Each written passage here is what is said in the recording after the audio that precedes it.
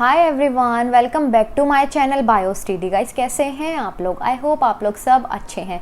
आज हम लोग करने वाले हैं chapter number 3 that is human reproduction का शॉर्ट रिवीजन। ठीक है, मतलब छोटी सी वीडियो में आप लोगों का क्विक रिवीजन होने वाला है। तो गाइस आप लोगों ने अगर चैनल को सब्सक्राइब नहीं किया है तो आप लोग सब्सक्राइब कर लें।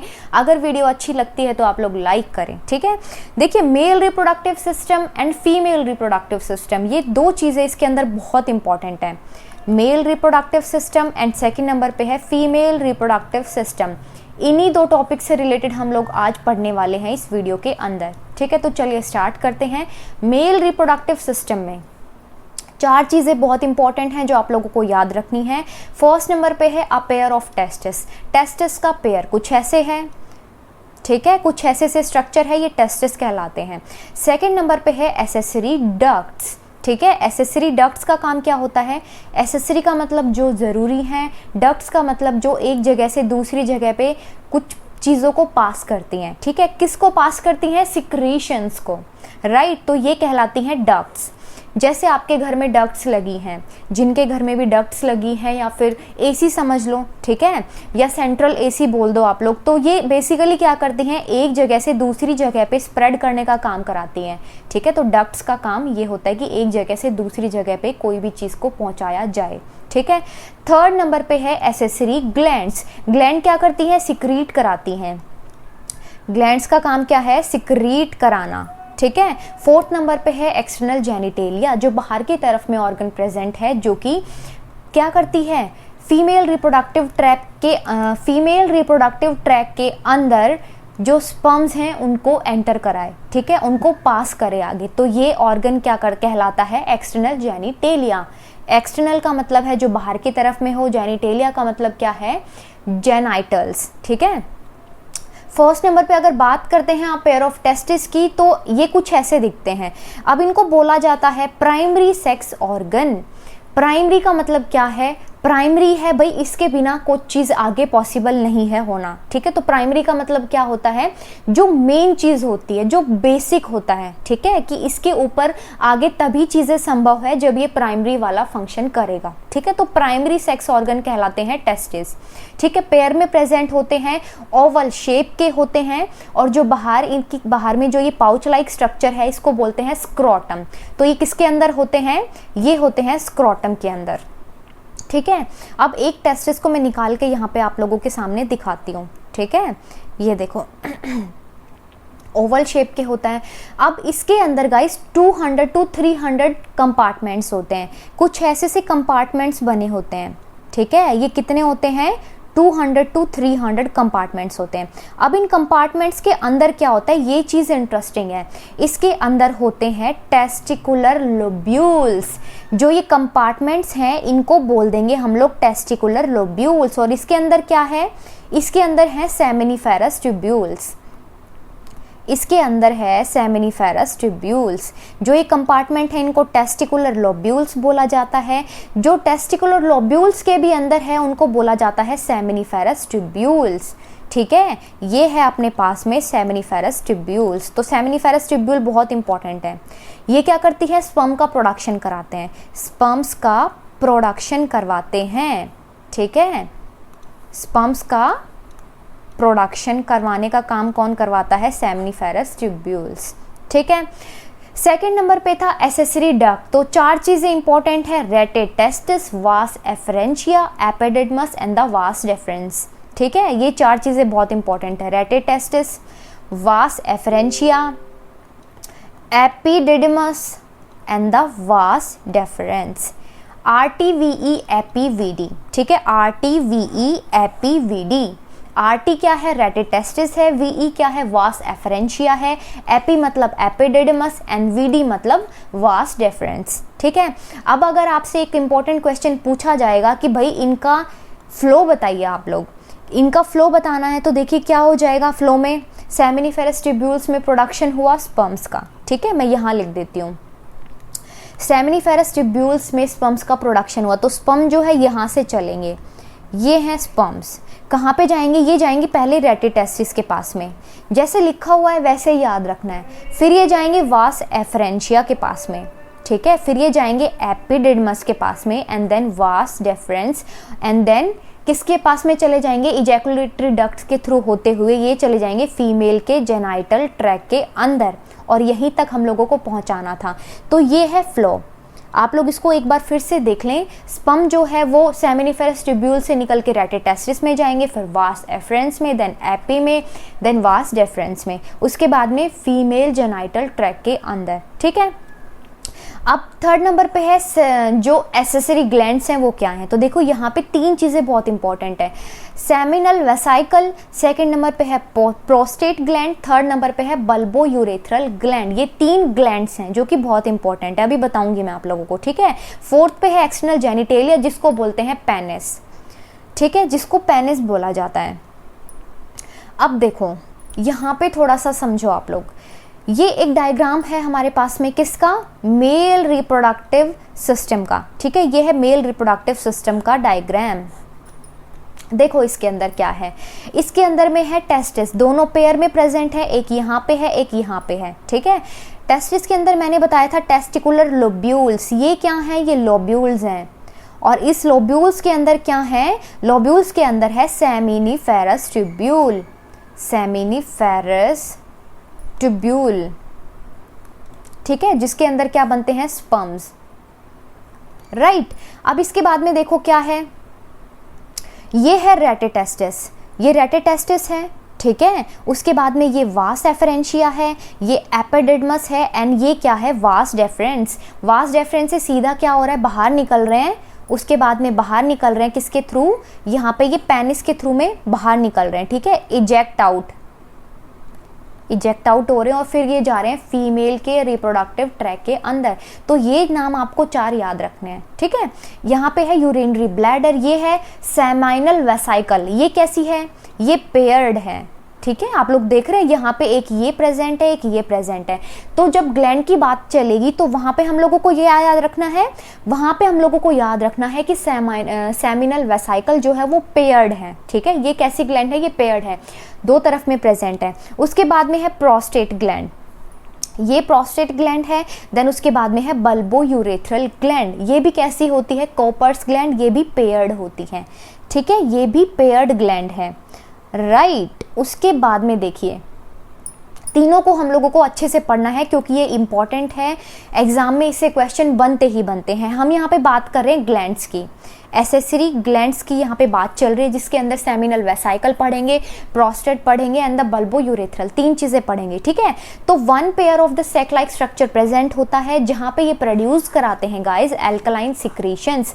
मैंने बताया था ग्लैंड्स का काम होता है सिक्रीट कराना, तो क्या सिक्रीट करा रहे हैं, एल्कलाइन सिक्रीशंस को, जो कि बनाते हैं 60% of the volume of the semen. Semen कैसा होता है, सेमाइनल फ्लूइड जिसको बोलते हैं, लिक्विड होता है ये, ठीक है। तो 60% का वॉल्यूम बनाएगा कौन, सेमिनल वेसाइकल से निकलने वाली सिक्रीशन जिसको बोलेंगे सेमिनल फ्लूइड, ठीक है।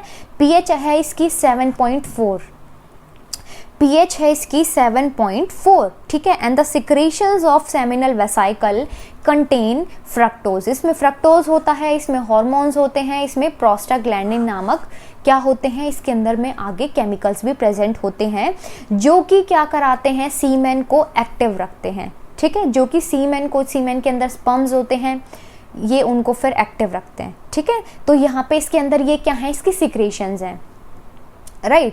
The alkaline nature of the seminal fluid helps to neutralize the acidic environment of the female reproductive tract. Female का जो रिप्रोडक्टिव ट्रैक होता है वो कैसा होता है, वो होता है एसिडिक, और ये है अल्कलाइन, तो ये क्या करा देगा, न्यूट्रलाइज, ये करवा देगा आपस में न्यूट्रलाइज, ठीक है। तो सेमिनल फ्लूइड में क्या होता है, 60% का इसके अंदर सेमिनल फ्लूइड पाया जाता है, ठीक है। इसके अंदर फ्रक्टोज मिलते हैं, इसके अंदर केमिकल्स पाए जाते हैं।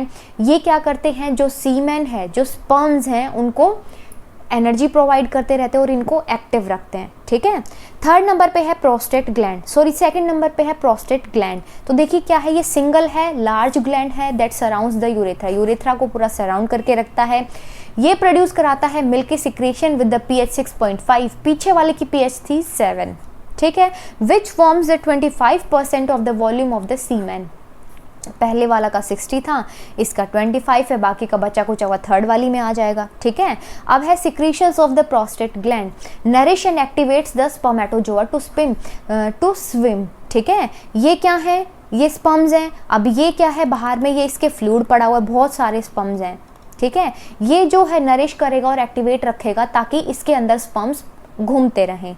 ठीक है, थर्ड नंबर पे है बल्बो यूरेथ्रल ग्लैंड, जिसको कॉपर्स ग्लैंड भी बोला जाता है, दोनों तरफ में प्रेजेंट होती है, मतलब ये पेयर्ड होती है। ठीक है, these gland secrete an alkaline fluid, they also secrete mucus that lubricates the end of the penis.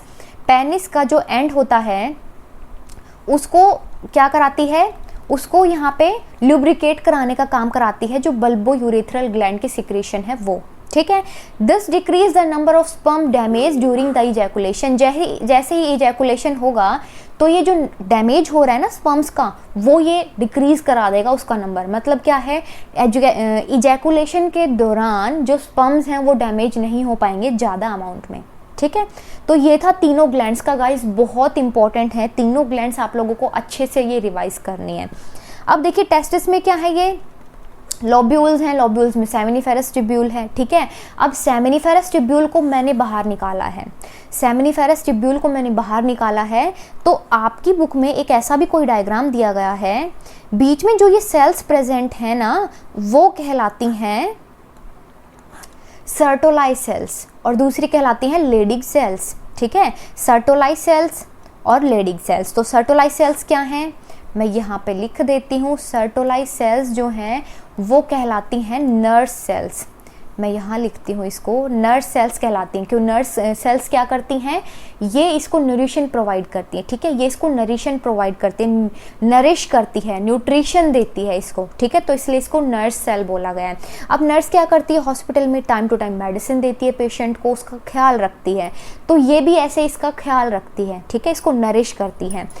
जो दूसरी एक सेल्स हैं जिसको लेडिग सेल्स बोला जाता है, जो इन दोनों के गैप्स के बीच में प्रेजेंट होती है। ठीक है, जो ये सेल्स हैं स्पर्मेटोगोनिया, इनके बीच में मिलती है लेडिग सेल्स। ये भी क्या करती है, इसको नरिशमेंट का ही काम करती है। ठीक है, इसको नरिशमेंट का ही काम करती है। ठीक है, इसके एसेसरी फंक्शंस हैं, जबकि सर्टोलाई सेल्स जो है उसका मेन फंक्शन है गाइस। राइट, अब इसके बाद में देखो क्या है, स्पर्मेटोगोनिया, सर्टोलाई सेल्स हैं, स्पर्मेटोगोनिया है, बाहर में लाइनिंग में क्या है, स्पर्मेटोगोनिया है, या फिर इसको आप मेल प्राइमरी जर्म सेल भी बोल सकते हो, स्पर्मेटोगोनिक सेल्स भी बोल सकते हो। इसके 2-3 नाम हैं, मैं यहाँ लिख देती हूँ। इसको बोला जाता है मेल जर्म सेल, या फिर इसको बोला जाता है स्पर्मेटोगोनिक सेल्स। ठीक है, इसके बाद में इसमें डिवीज़न हुआ, माइटोसिस डिवीज़न, तो प्राइमरी स्पर्मेटोसाइट बन गया, फिर मियोसिस हुआ तो सेकेंडरी स्पर्मेटोसाइट बन गया। मियोसिस 2 टाइप का होता है, एक यहाँ पे हो गया, एक सेकंड यहाँ पे, उससे क्या बन गए, स्पर्मेटिड्स बन गए। ठीक है, तो ये था यहाँ पे सेमिनिफेरस ट्यूब्यूल का एक छोटा सा डायग्राम, जिसमें बताया था कि कैसे स्पर्मेटोगोनिया जो हैं आगे फिर डिवीज़न होता है इनका और फिर स्पर्मेटिड्स बनते हैं। ठीक है, अब समझो फीमेल रिप्रोडक्टिव सिस्टम को। गाइस एक बार फिर से रिवाइज करा दूं, मेल रिप्रोडक्टिव सिस्टम में 4 चीज़ें थी, वो 4 चीज़ें क्या थी आप लोगों को ये याद रखना है। ठीक है, फीमेल रिप्रोडक्टिव सिस्टम में 3 चीज़ें हैं, एक चीज़ यहाँ पे कम हो गई है। फर्स्ट पे है अ पेयर ऑफ ओवरीज, वहाँ था अ पेयर ऑफ टेस्टिस, यहाँ पे है ओवरीज। ठीक है, जो क्या बनाती हैं, एग बनाती हैं। यहाँ पे फिर सेकंड नंबर पे सेम है एसेसरी डक्ट्स। फिर है थर्ड नंबर पे यहाँ पे एक्सटर्नल जेनिटेलिया, जो बाहर की तरफ में ऑर्गन प्रेजेंट है। ठीक है, अगर ओवरीज की बात करें तो पेयर में प्रेजेंट है, इसको भी प्राइमरी सेक्स ऑर्गन बोला जाता है, जो कि ओवा बनाता है। ठीक है, ओवा या फिर इसको बोल दो ओवम। ठीक है, और दूसरा यहाँ पे बनते हैं ओवेरियन हार्मोन, जो कि यहाँ पे इंपॉर्टेंट हार्मोन्स हैं वो बनाती हैं। ठीक है, यहाँ पे लेंथ होती है 2 to 4 centimetre. Graafian follicles present in ovary, ovary के अंदर में फॉलिकल्स प्रेजेंट होती हैं। ठीक है, ओवरी के अंदर में फॉलिकल्स प्रेजेंट होती हैं। तो ये था ओवरीज के बारे में। अब डक्ट्स की बात करें तो यहाँ पे है fallopian tube, a uterus and a vagina. ठीक है, यहाँ पे ये 3 चीज़ें हैं। फेलोपियन ट्यूब की अगर बात करें, बाहर की तरफ में प्रेजेंट होती हैं। ठीक है, इसका स्ट्रक्चर भी आने वाला है, डोंट वरी। ये है इसकी फेलोपियन ट्यूब्स, ये है इसकी फेलोपियन ट्यूब्स। अब इसके भी 3 चीज़ें हैं, 3 पार्ट हैं इसके, इन्फंडिबुलम, एम्पुला और इस्थमस। ठीक है, तो यहाँ पे आप लोग देखो डायग्राम के अंदर फटाफट से, यहाँ पे ये है फेलोपियन ट्यूब, फेलोपियन ट्यूब है ये। यहाँ पे है इस्थमस, एम्पुला एंड द इनफांडिबुलम, जो फिंगर लाइक स्ट्रक्चर है बाहर की तरफ में, इसको बोला जाएगा इनफांडिबुलम, ठीक है, जो कि ओवा को कैप्चर करने का काम करेगा। ये है इनफांडिबुलम, यहाँ पे आया ओवा, तो ये इसको कैप्चर कर लेगा, राइट। तो ये 3 इसके पार्ट है फेलोपियन ट्यूब के। यहाँ पे है ये यूट्रस, ठीक है, और ये है नीचे का पार्ट जो है वेजाइना। इसमें भी 3 लेयर्स हैं। क्या है? एंडोमेट्रियम जो सबसे अंदर वाली लेयर है, एंडोमेट्रियम का काम बहुत गजब का है। मायोमेट्रियम जो बीच में प्रेजेंट है, पेरीमेट्रियम जो बाहर की तरफ में है। अब जब मेंस्ट्रुअल साइकिल होती है तो उसके दौरान में जो ये एंडोमेट्रियम है, जो ये लेयर, इसमें ही चेंजेस आते हैं, ठीक है। तो अगर आप लोगों से एमसीक्यू पूछा जाए कि भाई किसके अंदर चेंजेस आते हैं, कौन सी लेयर के अंदर चेंजेस आते हैं, तो वो होती है एंडोमेट्रियम, मेंस्ट्रुअल साइकिल के दौरान, ठीक है। उसके बाद में एक्सटर्नल जेनिटेलिया था, जिसमें था mons pubis, labia majora, labia minora, ठीक है, क्लाइटोरिस, हाइमन, ठीक है, ये इसका छोटा सा स्ट्रक्चर है। तो ये है इसके एक्सटर्नल जेनिटेलिया के पार्ट्स, राइट। अब देखो यहाँ पे इसके बाद में है यूट्रस। आप सबको पता है कि इन्वर्टेड पीयर शेप का होता है। वॉल ऑफ यूट्रस में 3 चीजें हैं जो अभी पीछे मैंने बताई हैं, पेरीमेट्रियम बाहर वाली लेयर, मायोमेट्रियम बीच वाली लेयर, एंडोमेट्रियम सबसे अंदर वाली लेयर, ठीक है। इसके बाद में आता है मेमरी ग्लैंड का। मेमरी ग्लैंड का स्ट्रक्चर है, मेमरी ग्लैंड में क्या होती है, pair of mammary gland containing the glandular tissue like breast. 15 to 20 memory lobes होती हैं इसके अंदर, जो जिसके अंदर क्या होती है, क्लस्टर ऑफ एल्वियोई, जिससे मिल्क का प्रोडक्शन होता है। तो यहाँ पे ये देखो छोटा सा डायग्राम बना हुआ है। यहाँ पे आप लोगों को इसमें ये दिखाना है कि यहाँ पे एल्वियोलस दिखाना है, ठीक है। जो ये सैक लाइक स्ट्रक्चर है, ये चीज़ आप लोगों को दिखानी है। लोब्यूल्स आप लोगों को, ये जो लोब्यूल्स है ये आप लोगों को दिखानी है। लैक्टिफेरस ये डक्ट्स हैं, इसके थ्रू बाहर क्या निकलता है, मिल्क का सिक्रीशन होता है, ठीक है। तो ये आप लोगों को 3-4 चीज़ें इसके अंदर दिखानी है। फैट टिश्यूज, पीछे इसके फैट टिश्यूज हैं, ये रिब्स है, ये मसल्स हैं। तो ये था मेमरी ग्लैंड, जिसके अंदर 15 to 20 जो है मेमरी लोब्यूल्स होती हैं। उसके अंदर एल्वियोलस होते हैं। उसके बाद में डक्ट्स आती हैं। डक्ट्स क्या कराती हैं, मिल्क का सिक्रेशंस करवाती हैं। बहुत इंपॉर्टेंट है मेमरी ग्लैंड, क्योंकि जो एक बच्चा जिसने अभी अभी जन्म लिया है वो खाना तो डायरेक्ट खा नहीं सकता, तो वो क्या है, मेमरी डक्ट्स के थ्रू, मेमरी ग्लैंड के थ्रू क्या है, उसको मिल्क मिल जाएगा। तो इंपॉर्टेंट ऑर्गन हुआ ना ये, तो ये चीज़ आप लोगों को ध्यान रखनी है, ठीक है। उसके बाद में मेल रिप्रोडक्टिव सिस्टम पढ़ा, फीमेल रिप्रोडक्टिव सिस्टम पढ़ा, दोनों बहुत इजी हैं। अब इसके बाद में आ जाते हैं गैमीट्स की बात, क्योंकि दोनों क्या करती हैं, गैमीट्स का प्रोडक्शन कराते हैं, ठीक है, फीमेल भी और मेल भी। गैमीट्स क्या कराते हैं, फ्यूज हो जाते हैं मेल और फीमेल गैमीट, तो वो जायगोट बना लेते हैं। जायगोट फिर आगे क्या है, वो पूरा फिर बेबी बन जाता है। तो गैमीट्स को पढ़ना भी इंपॉर्टेंट है। गैमेटोजेनेसिस का मतलब होता है फॉर्मेशन ऑफ गैमीट्स, ठीक है। oogenesis का मतलब होता है ओवम का बनना, फॉर्मेशन ऑफ ओवम, या फिर बोल सकते हो फॉर्मेशन ऑफ ओवा। स्पर्मेटोजेनेसिस का मतलब है फॉर्मेशन ऑफ स्पर्म्स, ठीक है। तो स्पर्मेटोजेनेसिस पढ़ते हैं पहले। Process of formation of sperms in seminiferous tubules of the testis. याद आ रहा है ना आप लोगों को कि ये लोब्यूल्स हैं, टेस्टिकुलर लोब्यूल्स हैं, इसके अंदर में 1 to 3 highly coiled seminiferous tubules हैं। तो सेमिनिफेरस ट्यूब्यूल ही फॉर्मेशन करेंगी किसका, स्पर्म्स का, ठीक है। मेनली इसमें 2 स्टेजेस आती हैं। पहली नंबर पे है क्या, फॉर्मेशन ऑफ स्पर्मेटिड्स, स्पर्मेटिड्स का बनना। अब स्पर्मेटिड्स कैसे बनते हैं, जो मैंने बताया था, मेल जर्म सेल जो होती हैं उसके अंदर पहले माइटोसिस डिवीजन होगा, फिर उसके अंदर मियोसिस डिवीजन होगा। मियोसिस डिवीजन 2 टाइप का होता है, meiosis first and meiosis second. जब वहाँ पे मियोसिस कंप्लीट हो गया तो वहाँ पे फिर बन जाते हैं स्पर्मेटिड्स। तो स्पर्मेटोगोनिया से, स्पर्मेटोगोनिक सेल से या फिर मेल जर्म सेल से स्पर्मेटिड्स का बनना कहलाता है first process, that is formation of spermatids, ठीक है। सेकंड नंबर पे है स्पर्मियोजेनेसिस। यहाँ पे स्पर्मेटिड्स जो है स्पर्म के अंदर कन्वर्ट हो जाते हैं। Spermatids are transformed into sperms. Last में तो हम लोगों को स्पर्म्स ही चाहिए ना, तो स्पर्मियोजेनेसिस में स्पर्म्स बनते हैं, ठीक है। ये था 2 स्टेजेस। यहाँ पे कुछ इंपॉर्टेंट हॉर्मोन्स हैं जो कि स्पर्मेटोजेनेसिस का जो इंपॉर्टेंट पार्ट है उसको ये रेगुलेट करते हैं। तो देखिए क्या है, हाइपोथैलेमस। हाइपोथैलेमस रिलीज करता है गोनाडोट्रोफिन रिलीजिंग हार्मोन GnRH, यहाँ पे ये इंपॉर्टेंट है, ठीक है। ये स्टिमुलेट करेगा एंटीरियर पिट्यूटरी को। एंटीरियर पिट्यूटरी को जैसे स्टिमुलेट करेगा तो दो टाइप के यहाँ पे मिलेंगे हम लोगों को हार्मोन्स, क्या है, luteinizing hormone and the follicle stimulating hormone FSH and the LH, ठीक है। तो देखो वापस से समझो क्या है, यहाँ पे था GnRH, ठीक है, एंटीरियर पिट्यूटरी जो है उसको स्टिमुलेट करने के बाद में मिला LH और FSH। ये दो इंपॉर्टेंट यहाँ पे आप लोगों को याद रखना है। अब ये तो एक्ट करेगी लेडिक सेल्स पे और स्टिमुलेट कराएंगे स्पर्मेटोजेनेसिस को, जो स्पर्म बनने का प्रोसेस है उसको आगे स्टिमुलेट कराएंगे, ठीक है। लेडिक सेल्स पे एक्ट करेंगे।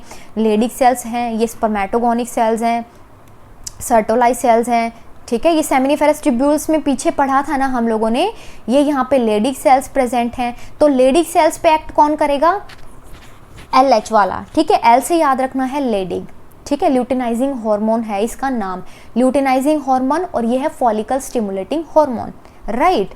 इसके बाद में है दूसरा, ये सर्टोली सेल्स पे एक्ट करेगा जो FSH वाला है। ये था लेडिक सेल्स और ये है सर्टोलाई सेल्स, तो ये इस पे एक्ट करेगा FSH वाला। अब ये क्या है, इंपॉर्टेंट हो जाएंगे फिर स्पर्म्स की प्रोडक्शन के अंदर। तो दो ही नाम आप लोगों को याद रखना है, FSH, S आ गया मतलब सर्टोलाई सेल्स, LH, L आ गया मतलब लेडिक सेल्स, ठीक है। और घुमा फिरा के ये लिख देना है कि स्पर्मेटोजेनेसिस के प्रोसेस में ये हेल्प कराता है, राइट। इन हार्मोन्स के बिना कुछ भी काम आगे पॉसिबल नहीं है, स्पर्मेटोजेनेसिस का जो प्रोसेस है वो पॉसिबल नहीं है, ठीक है।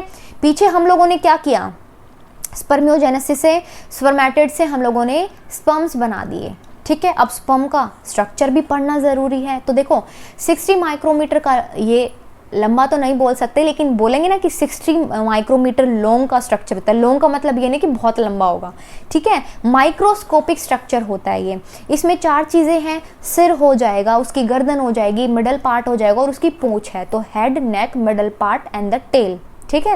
हेड जो है ओवल शेप का हो जाएगा, कंसिस्टिंग ऑफ न्यूक्लियस, इसके अंदर न्यूक्लियस होता है, एंड द एक्रोजोम। एक्रोजोम में मतलब क्या है, एक्रोजोम के अंदर, एक्रोजोम होता क्या है, इसके अंदर ना कुछ लाइटिक एंजाइम्स होते हैं। लाइटिक का मतलब क्या है, जो ओवम की बाहर वाली लेयर होती है ना उसको ये फर्टिलाइजेशन में हेल्प कराएगा। तो जो बाहर की लेयर है इसको ये तोड़ देगा, ठीक है, डीजनरेट करा देगा। तो देखिए एक्रोजोम जो बाहर की तरफ में इसके प्रेजेंट होता है, एक्रोजोम, इसमें लाइटिक एंजाइम होंगे जो कि फर्टिलाइजेशन में हेल्प करवाएंगे ऑफ द ओवम, ठीक है। ये है, तो ये स्पर्म है। अब ये यहाँ पे है अपने पास में ओवम, ये फर्टिलाइजेशन कराएगा। तो यहाँ पे हम लोगों को लाइटिक एंजाइम्स की रिक्वायरमेंट होगी, ठीक है। लाइटिक एंजाइम जो कि होते हैं एक्रोजोम्स के अंदर। एक्रोजोम्स में लाइटिक एंजाइम होते हैं जो कि फर्टिलाइजेशन में हेल्प करवाते हैं। तो ये यहाँ पे बन गया इंपॉर्टेंट क्वेश्चन, ठीक है। सेकंड देखो यहाँ पे क्या है, neck part, proximal and the distal centrioles, इसमें सेंट्रियोल्स प्रेजेंट होते हैं, ठीक है। सेंट्रियोल्स प्रेजेंट होते हैं, एनर्जी प्रोवाइड करते हैं। मिडल पार्ट में क्या है, फिलामेंट माइटोकॉन्ड्रिया होता है जो कि क्या है, एनर्जी प्रोवाइड कराता है, एनर्जी प्रोवाइड कराएगा ताकि स्पर्म मूव कर सके, राइट। फोर्थ में है स्पर्म मूव करता है with the help of tail, tail की हेल्प से ये मूव करता है। तो ये 4 पार्ट थे स्पर्म के, इंपॉर्टेंट है, आप लोगों को याद रखने हैं, आ सकते हैं आपके एग्जाम के अंदर। एक्रोजोम ये बाहर में है, इसमें प्रेजेंट होता है गाइस लाइटिक एंजाइम्स, ठीक है। ये फर्टिलाइजेशन में हेल्प कराता है, फर्टिलाइजेशन, ठीक है। इसके बाद में न्यूसेलस प्रेजेंट है, सेंट्रियोल्स प्रेजेंट है, माइटोकॉन्ड्रिया एनर्जी प्रोवाइड कराएगा ताकि ये स्विम कर सके, ठीक है। ये टेल है, टेल की हेल्प से मूव कर सकता है स्पर्म। तो ये था यहाँ पे स्पर्म का स्ट्रक्चर। अब याद है आप लोगों को कि हम लोगों ने स्पर्म का स्ट्रक्चर पढ़ा था, उसके बाद में ओवम भी पढ़ा था, ठीक है। तो यहाँ पे कैसे छोड़ सकते हैं, क्योंकि यहाँ पे तो हम लोग पूरा रिवीजन कर रहे हैं। तो स्ट्रक्चर ऑफ ओवम के अंदर देखो क्या चीज़ें हैं। यहाँ पे ये आप छोटा सा एक बार पहले स्ट्रक्चर देख लो, छोटा तो नहीं, हालांकि है तो ये बड़ा ही, यहाँ पे तो मैंने थोड़ा सा बड़ा दिखाया हुआ इसको। स्फेरिकल शेप का होता है, Oval and the non motile female gamete, ये मूव नहीं कर सकता। जबकि स्पर्म क्या है, स्पर्म है motile gamete, motile male gamete sperm है। जबकि फीमेल वाला क्या हो जाएगा, नॉन मोटाइल, भाई ये नहीं घूम सकता, मेल वाले को ही आके यहाँ पे फ्यूज करना पड़ेगा, ठीक है। 0.2 mm की यहाँ पे डायमीटर है इसकी। इसके पास में 4 लेयर्स हैं, जैसे उसके पास में उसके 4 पार्ट थे वैसे ही इसके पास में 4 लेयर्स हैं इसके। तो इसको मेंबर जो है, इसको क्या बोल सकते हैं हम लोग, 4 लेयर्स हैं इनको हम बोल सकते हैं, फर्स्ट वाली को बोलेंगे जो सबसे अंदर की तरफ में प्रेजेंट है, प्लाज्मा मेम्ब्रेन। इनको मेम्ब्रेन्स भी बोल सकते हैं या फिर इनको लेयर्स भी बोल सकते हैं, ठीक है। अंदर वाली लेयर है इनर मोस्ट। सेकेंड नंबर पे है विटेलाइन मेम्ब्रेन जो कि प्लाज्मा मेम्ब्रेन से अटैच है, तो मतलब सबसे अंदर वाली ये हो गई, तो यहाँ पे ये इससे अटैच वाली क्या हो गई, विटेलाइन मेम्ब्रेन। थर्ड पे है जोना पेलुसिडा, थिक लेयर होती है, ट्रांसपेरेंट। फोर्थ नंबर पे है कोरोना रेडिएटा जो सबसे बाहर की तरफ में प्रेजेंट होती है, यहाँ पे तो आके इसी को तो यहाँ पे डिसइंटीग्रेट करता है, मतलब यहाँ पे इसी को डैमेज करेगा, तब आगे फिर ये इसको जाके फर्टिलाइज करेगा। तो ये कोरोना रेडिएटा बाहर की तरफ में प्रेजेंट होती है। तो ये है सबसे नंबर पे जो ये है ना, यहाँ पे ये दिख रहा है आप लोगों को, ये जो चीज़ें प्रेजेंट है ना बाहर की तरफ में, ऐसे ऐसे से स्ट्रक्चर, ये कोरोना रेडिएटा है। फिर ये जोना पेलुसिडा है सबसे अंदर वाला, ये अंदर की तरफ में जोना पेलुसिडा। फिर ये विटेलाइन मेम्ब्रेन है और उसके बाद में अंदर वाली, सबसे अंदर वाली क्या है, ये प्लाज्मा मेम्ब्रेन, ठीक है। यहाँ पे ये क्या है अपने पास में, ये है न्यूक्लियस, राइट। ये था यहाँ पे ओवम का स्ट्रक्चर। 4 चीज़ें इंपॉर्टेंट हैं, फिर से रीड कर लेते हैं एक बार। कोरोना रेडिएटा सबसे बाहर की तरफ में प्रेजेंट है, उसके बाद में क्या है, जोना पेलुसिडा है, विटेलाइन मेम्ब्रेन है, फिर प्लाज्मा मेम्ब्रेन है, ठीक है। इसके बाद में जो एक इम्पॉर्टेंट है यहाँ पे वो है मेंस्ट्रुअल साइकिल। गाइस बहुत इंपॉर्टेंट है ये मेंस्ट्रुअल साइकिल। क्या है, ये रिप्रोडक्टिव साइकिल होती है ह्यूमन फीमेल्स के अंदर में, जिसको बोलते हैं मेंस्ट्रुअल साइकिल, ठीक है। फर्स्ट मेंस्ट्रुएशन बिगिन हो जाता है प्यूबर्टी पे, जिसको 10 से 12 की जो एज होती है उसमें ये स्टार्ट हो जाता है, प्यूबर्टी एज उसको बोलते हैं। इसको बोलते हैं मेनार्क। जो फर्स्ट मेंस्ट्रुएशन है उसको मेनार्क बोला जाता है, और जो लास्ट वाला होता है जिसके बाद में मेंसेस आने खत्म हो जाते हैं उसको बोला जाता है मीनोपॉज, उसको मीनोपॉज बोल देते हैं, ठीक है। ये लास्ट होता है मेंसेस का, मेंस्ट्रुअल साइकिल का, राइट। फर्स्ट वाले को बोलते हैं मेनार्क जो कि प्यूबर्टी की एज से स्टार्ट होता है। प्यूबर्टी की एज स्टार्ट हो जाती है 10 से 12 साल की स्टार्ट हो जाती है, ठीक है। तो तब के बाद में ये कभी भी हो सकते हैं। जो साइकिल है वो स्टार्ट होती है with the menstrual phase, menstrual flow होता है इसके अंदर 3 से 5 दिन चलता है। गाइस ये ना अलग अलग होता है, मतलब हर फीमेल का अलग चीज़ होती है, ठीक है। किसी में 3 to 5 डेज होते हैं, किसी में 1 to 3 डेज होते हैं, किसी में 5 to 6 डेज चलते हैं, और किसी में कुछ प्रॉब्लम है तो इससे ज़्यादा भी चलते हैं, ठीक है। यहाँ पे ये डायग्राम इंपॉर्टेंट है, इसका आप लोगों को बना के देखना है, क्वेश्चन इसके ऊपर बनता है। ये यहाँ पे डायग्राम्स दे के भी आप लोगों से पूछ सकते हैं कि ये डायग्राम किसका है, ये डायग्राम किसका है, ये किसका है और ये किसका है, या फिर हॉर्मोन्स का पूछ सकते हैं। ये दोनों लाइन दिखा देंगे और आप लोगों को बताना पड़ेगा LH कौन सा है, FSH कौन सा है, ठीक है। तो सबसे पहले देखो मेंस्ट्रुएशन स्टार्ट हुआ 3 to 5 डेज, ये यहाँ तक चला मेंस्ट्रुएशन। उसके बाद में गाइस स्टार्ट होता है फॉलिकुलर फेज, जिसको प्रोलिफरेटिव फेज बोला जाता है। प्रोलिफरेशन यहाँ पे होता है, ठीक है। उसके बाद में जो 14th डे है यहाँ पे हो जाता है ओव्यूलेशन, मतलब एग रिलीज हो जाता है, ओवम निकल जाता है, ठीक है। जो चीज़ आप लोगों को याद रखनी है वो मैं आप लोगों को बता देती हूँ। फर्स्ट नंबर पे मेंस्ट्रुएशन साइकिल चलती है जो 3 to 5 डेज होती है, ये खत्म हुआ। सेकंड नंबर पे है कि इसके बाद में चलता है फॉलिकुलर डेज, 13th तक चलेगा, 5 तक कंप्लीट हो गया था, अब 6 से चलेगा 13th तक फॉलिकुलर फेज, जिसको प्रोलिफरेटिव फेज भी बोला जाता है, ठीक है।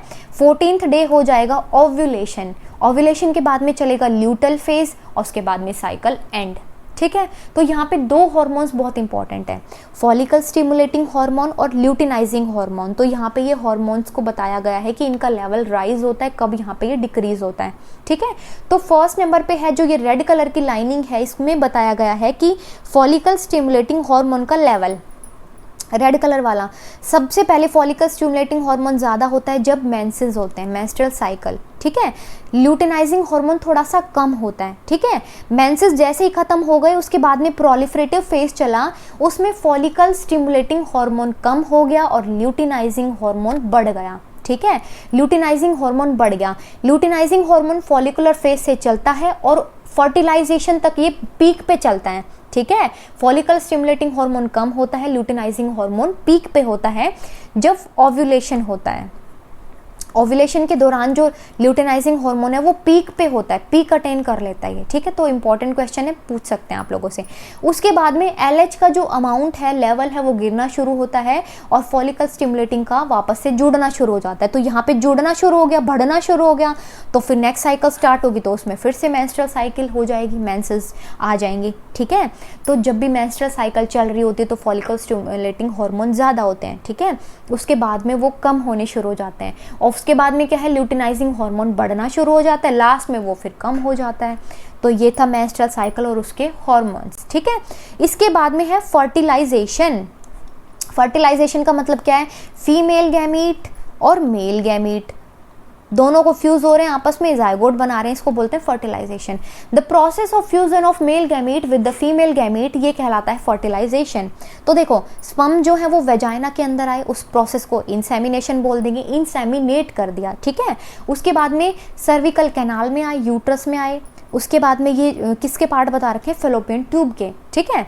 एम्पुलरी स्टमक जंक्शन में क्या होता है गाइस, इंपॉर्टेंट है, फर्टिलाइजेशन होता है, इंपॉर्टेंट है। मैं इतने स्टार मार्क लगा रही हूँ कि इसमें एमसीक्यू भी पूछा जा सकता है आप लोगों से, ध्यान रखना आप लोगों को। फर्टिलाइजेशन कहाँ होती है, एम्पुलरी स्टमक जंक्शन के जंक्शन पे फर्टिलाइजेशन होती है, ठीक है।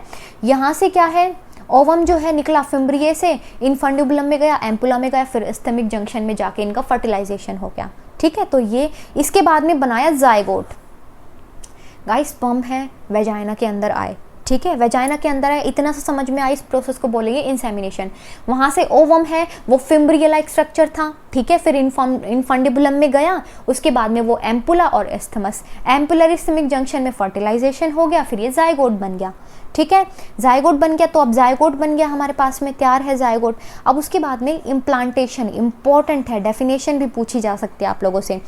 माइटोटिक डिवीजन, इसके अंदर जो जाइगोट है उसके अंदर चलते रहते हैं, क्लीवेज होती रहती है, और ये क्या है, 2, 4, 8, 16 सेल्स बना देते हैं, जिनको बोला जाता है यहाँ पे ब्लास्टोमियर्स, ठीक है, ब्लास्टोमियर्स। 8 to 16 ब्लास्टोमियर्स को मोरुला बोलता है, फिर ये ब्लास्टोसिस्ट बनता है, ब्लास्टोसिस्ट, ठीक है। अब जो ये ब्लास्टोसिस्ट है ये एम्बेडेड हो जाता है in the endometrium of the uterus called the implantation. तो इम्प्लांटेशन की डेफिनेशन को आप लोग कैसे लिखेंगे कि भाई डिवीज़न होते हैं और वो डिवीज़न होते हैं माइटोटिक डिवीज़न, ठीक है, क्लीवेज होता रहता है। उसके बाद में क्या है, 2 से 4 बनेंगे, 4 से 8 बनेंगे, 8 से 16 बनेंगे, तो ये सेल्स बन जाएंगी, मोरुला बनेगा, ब्लास्टोसिस्ट बनेगा, फिर ये आके एम्बेडेड हो जाएगा एंडोमेट्रियम की जो लेयर है यूट्रस की उसके अंदर। अब वो ही कहलाएगा इम्प्लांटेशन।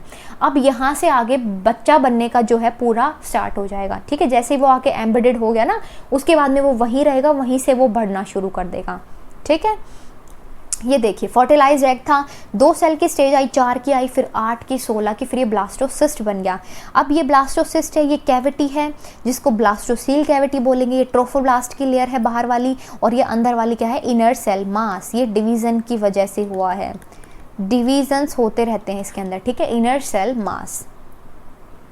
इसके बाद में है pregnancy and the embryonic development. Embedded हो गया तो आगे फिर वो बच्चा बन जाएगा पूरा, ठीक है। After implantation finger like projections called the villi and the chronic villi appears. Finger like projections appear होना शुरू हो जाएंगी। क्रॉनिक विलाई प्लस में यूट्रीन टिश्यू बनाते हैं प्लेसेंटा। प्लेसेंटा क्या है, structural and the functional unit. जहाँ पे प्लेसेंटा के बारे में पूछेंगे वहाँ पे आप लोग लिखेंगे कि स्ट्रक्चरल और फंक्शनल यूनिट होती है फीटस के बीच में और मैटरनल बॉडी के बीच में, ये ठीक है। और प्लेसेंटा क्या है, कनेक्ट कराती है टू द एम्ब्रियो बाया अम्बिलिकल कोड, जो हेल्प कराती है ट्रांसपोर्टेशन में। खाना जाएगा, ग्लूकोज, एनर्जी वगैरह जो भी है इसके थ्रू जाएगी, एक्सक्रीट आउट होगा तो वो अम्बिलिकल कॉर्ड के थ्रू ही निकलेगा, ठीक है। देखिए फंक्शन ऑफ प्लेसेंटा, यहाँ पे देखिए, सॉल्युबल इन ऑर्गेनिक और organic material like nutrients, hormones, antibodies can pass through the placenta. Placenta के थ्रू पास कर सकती हैं, ये है यहाँ पे देखो प्लेसेंटा, ये है अम्बिलिकल कॉर्ड, दोनों चीज़ें बहुत अलग अलग हैं, ठीक है। कनेक्ट करती है मदर को और फीटस को, helps in eliminating the nitrogenous waste of the foetus. Foetus के जो नाइट्रोजनस वेस्ट है, जो गंदगी है, उसको भी फिर ये एक्सक्रीट आउट कर देता है, ठीक है। अब बेबी बन गया पूरा। तो पार्चुरेशन का प्रोसेस भी समझो क्या है, the process of giving birth to the young one after the gestation period. जब जो प्रेगनेंसी का 9 मंथ्स का पीरियड है जब वो खत्म हो जाएगा तो उसके बाद में प्रोसेस, एक ऐसा प्रोसेस होगा जिसमें बच्चे को जन्म दिया जाएगा, तो वो प्रोसेस कहलाता है पार्चुरेशन। ठीक है। ऑक्सीटोसिन नाम का हार्मोन बहुत इंपॉर्टेंट है जो कि स्ट्रॉन्गर यूट्रीन मसल कॉन्ट्रैक्शन कराता है ताकि वो जो बेबी है वो बाहर आ सके। तो ऑक्सीटोसिन हार्मोन जो है यहाँ पे इंपॉर्टेंट हार्मोन है। ठीक है।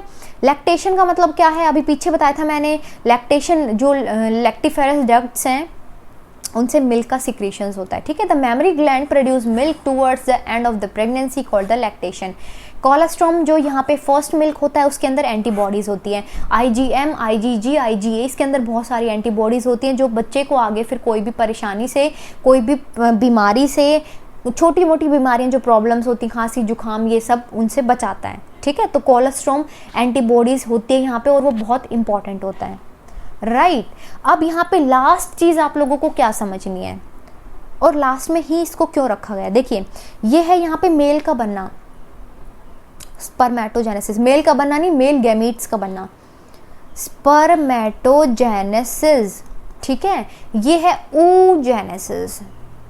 ठीक है। यहाँ पे स्पर्म्स बन रहे हैं, यहाँ पे ओवम बन रहा है, ओवा बन रहा है। ठीक है। तो पहले पढ़ेंगे हम लोग स्पर्मेटोजेनेसिस। देखिए स्पर्मेटोगोनिया है, स्पर्मेटोगोनिया या फिर आप बोल दो उसको मेल जर्म सेल। प्यूबर्टी में क्या होता है, इसके अंदर माइटोसिस डिवीजन होता है, तो बहुत सारे यहाँ पे स्पर्मेटोगोनिक सेल्स हो गई। ठीक है। अब इसके अंदर डिवीजन होगा, माइटोसिस का डिवीजन हुआ तो यहाँ पे बनी है प्राइमरी स्पर्मेटोसाइट। प्राइमरी स्पर्मेटोसाइट बनेगी किससे, माइटोसिस डिवीजन होके। तो जो आपको याद रखना है ना गाइज, और भी समझ में नहीं आ रहा तो सबसे सिंपल वे में समझो। पहले मेल जर्म सेल थी, प्राइमरी मेल जर्म सेल थी। ठीक है। स्पर्मेटोगोनिया उसको बोल दो, स्पर्मेटोगोनिया में पहले माइटोसिस हुआ, माइटोसिस होने के बाद में बना प्राइमरी स्पर्मेटोसाइट। अब उसके बाद में मियोटिक डिवीजन हुआ, पहला डिवीजन हुआ तो सेकेंडरी बन गए। ठीक है। और सेकेंड मियोटिक डिवीजन हुआ तो स्पर्मेटिड बन गए। बेसिकली तो स्पर्मेटिड बनाने हैं ना, और फिर स्पर्मियोजेनेसिस प्रोसेस के थ्रू स्पर्मेटोजोआ बन गए। ठीक है। ये क्या है, स्पर्म्स हैं। प्राइमरी, सेकेंडरी, स्पर्मेटिड्स, 3 चीजें याद रखनी है। ठीक है। स्पर्मेटिड से तो फिर डिफरेंशिएशन होकर स्पर्म्स बनेंगे ही बनेंगे। ठीक है। सबसे पहले माइटोसिस डिवीजन हुआ तो प्राइमरी बने, उसके बाद में मियोटिक डिवीजन फर्स्ट हुआ तो उसके बाद में सेकेंडरी बन गए, और दूसरा चला तो स्पर्मेटिड्स बन गए। तो ये था यहाँ पे ये। अब 46, 23, 23 ये क्या है, जो स्पर्मेटोगोनिया है उसका क्रोमोसोम नंबर होता है 46। ठीक है। उसके बाद में जो सेकेंडरी स्पर्मेटोसाइट या फिर स्पर्मेटिड्स जो होते हैं वो 23 होते हैं। तभी तो 23 यहाँ से मिले, 23 यहाँ से मिले, 46 मिल गए। बच्चे के अंदर 46 जाएंगे ना, हाफ पेयर यहाँ से, हाफ पेयर यहाँ से। ठीक है। पेयर में से हाफ यहाँ से और हाफ यहाँ से। राइट। अब oogonia का देखो क्या है, यहाँ पे जितने भी oogonia ऐड होने होते हैं वो बर्थ से पहले ही हो जाते हैं। ठीक है। बर्थ से पहले जितने भी oogonia होते हैं वो ऐड हो जाते हैं, तो मिलियंस ऑफ oogonia होते हैं। इनमें भी माइटोसिस डिफरेंशिएशन चला, प्राइमरी oocyte बना। ठीक है। प्राइमरी oocyte बना, फिर फर्स्ट मियोटिक डिवीजन हुआ, ओव्यूलेशन होने के बाद में फिर क्या है यहाँ पे सेकेंड मियोटिक डिवीजन हुआ। ठीक है। सेकेंडरी oocyte बना, और फिर ये यहाँ पे एक पोलर बॉडी बनी और यहाँ पे एक ओवम बन गया। वापस से समझो, फर्स्ट मियोटिक डिवीजन जब कंप्लीट हो जाएगा तो हमें मिलेगा सेकेंडरी oocyte। ठीक है। सेकेंडरी oocyte मिलेगा और हमें मिलेगा एक पोलर बॉडी और एक मिलेगा हमें ओवम। ठीक है।